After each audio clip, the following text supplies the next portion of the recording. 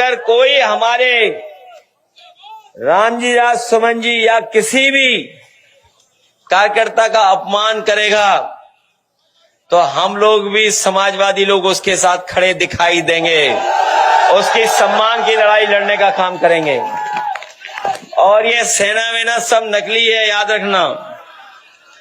Hitler ने भी बनाई थी एक ट्रूपर।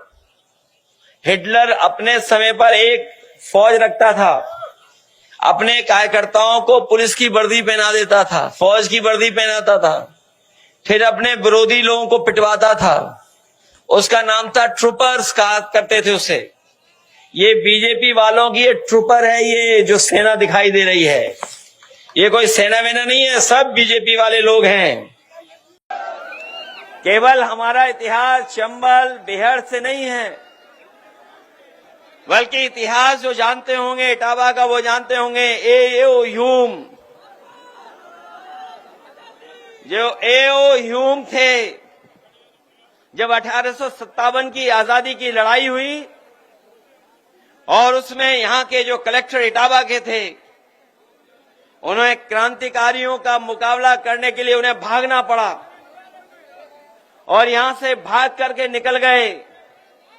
और इतिहास ये भी कहता है कि ए.ओ. ह्यूम जब 1857 की हमारी आजादी की लड़ाई थी, उसमें उसी तरह भागे थे जैसे एक बार कोई बाबा जी दिल्ली में भागे थे कपड़े पहन करके। ये इतिहास के पन्नों में दर्ज है। ये वही ए.ओ. ह्यूम है जिन्होंने कांग्रेस की स्थापना करने का काम किया था। ये जो कांग्रेस बनी है पार्टी, जो ए.ओ. ह्यूम का योगदान भी है, लेकिन अंग्रेज भी थे वो।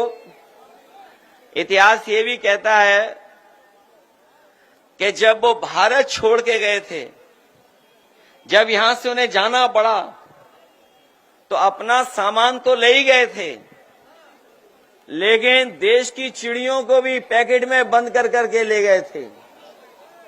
और जो जानकारी मिलती है, उस जानकारी में यह है कि लगभग 5000 लकड़ी के डब्बों में चिड़ियों को भर करके यहां से ले गए थे। और उसी की वजह से जो यहां से चिड़िया लेके गए थे, वो उसी से म्यूजियम बना था जाकर के। न केवल ए.ओ. ह्यूम का यहां का है हमारा इतिहास, बल्कि औरैया के लोग जानते होंगे गेंदालाल दीक्षित का भी बहुत बड़ा योगदान है आजादी को दिलाने में। उन्होंने जो मैनपुरी कॉन्स्पिरेसी के वजह से जो उन्हें प्रताड़ना झेलनी पड़ी, जो गेंदालाल दीक्षित जी थे,